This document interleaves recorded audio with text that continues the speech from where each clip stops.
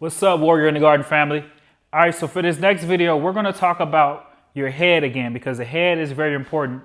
All right, so the last video we talked about head movement. We talked about moving your head off of that line right here. So there's a line, I move it off the line, move it off the line. Whether I go side, side, back a little, this, right? Now, the next thing I want to talk about is your chin.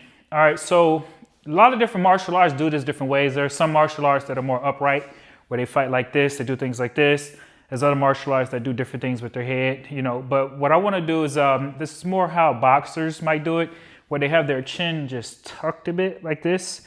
I think that's just what I like the most, just for basic self-defense, just to not have your chin so exposed. So if someone swings on you, hits you like this, your chin's just not wide open, like just stand up, like here, hit me, then boom, right?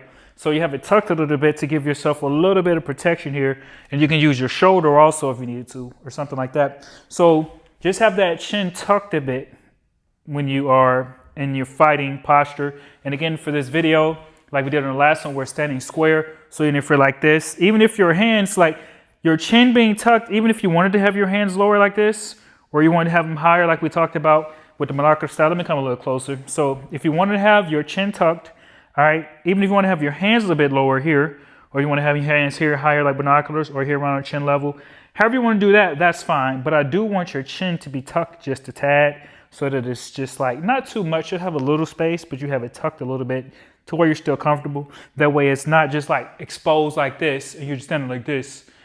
I personally just don't like that, but I would be like this though, where my chin is tucked just a tad bit if I had my hands this low, or if I was up here with the binoculars like we talked about. But so that's the next thing I want to talk about, is just making sure your chin is just not straight up like this. It's just tucked some, and then you have your hands up and you're ready to move your head, right? Ready to move your feet, change your angles, things like that, like we talked about in the previous video. So go ahead and practice that. See you on the next one. Warriors in the Garden.